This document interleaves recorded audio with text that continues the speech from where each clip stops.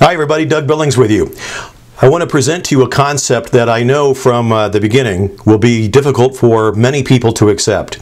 The concept is that no one is as bad as the worst thing they've done. No one is as bad as the worst thing they've done. It's difficult to accept for some people, but it's essential if you're going to arrive at true forgiveness and reconciliation in your life, if you're going to arrive at true peace in your life, if you're going to enter into a right relationship with God in your life. It's incredibly important that you grasp and believe this concept.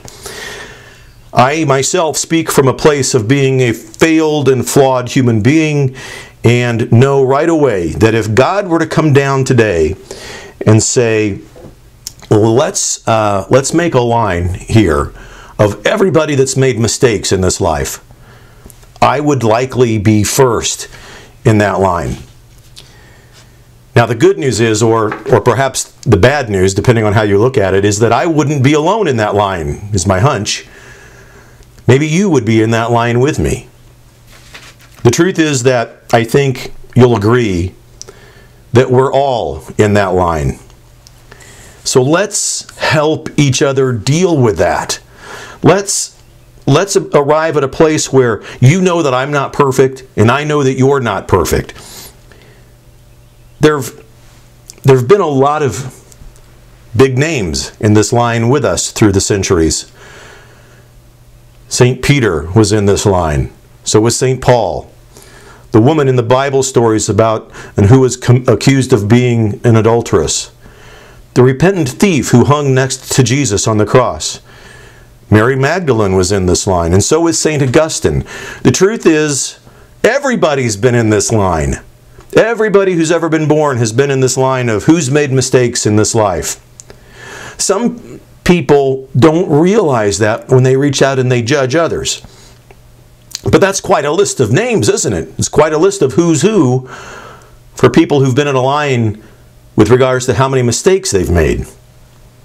But you know, the one thing that everybody has in common who's ever been in this line is we have instant forgiveness from God. Think of the repentant thief on the cross. He must have done something horrible.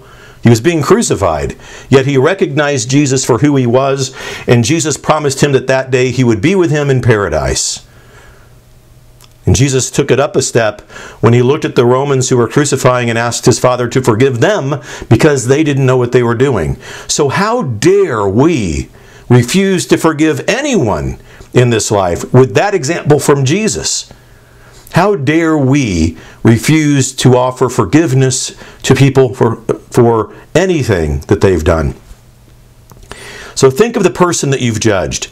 Think of that person in your mind where you've judged them from hearsay or from other people's accounts, or you have only long ago stories for which you have no context or truth, yet you judge them.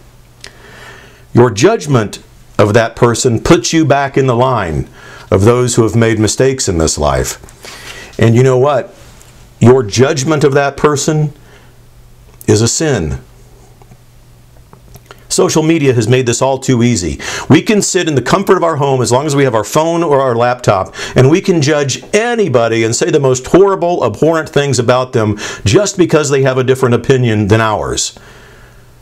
We've never been blessed to have such instant communication, but we've never been so cursed because it takes all of our intellectual, spiritual, and physical contact away from the situation, and it's so easy to be negative or to be brutal or harsh from a distance without having to face someone face to face.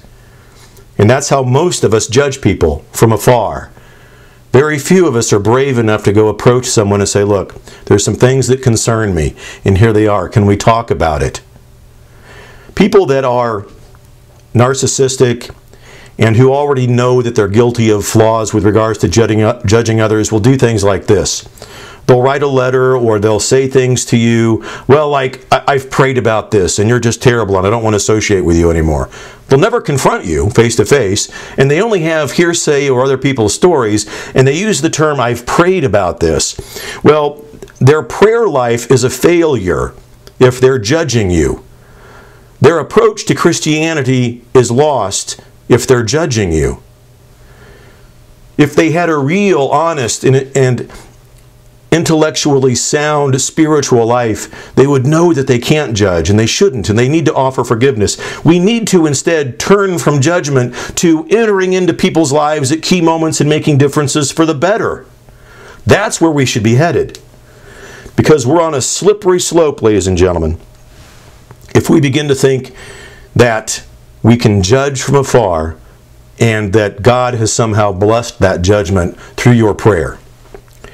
If we want to get out of the anyone who's made a mistake line, we've got to stop judging and condemning each other and get to the point where we can enter into the lives of others and make differences for the better. Because in the final analysis, that's what Jesus did. He didn't judge and condemn. He forgave. He sought to understand and be reconciled with. And as I said, no one is as bad as the worst thing they've done. Clearly there are mistakes. I've made a fair share of them. But no one is as bad as the worst thing they've done. Believe it.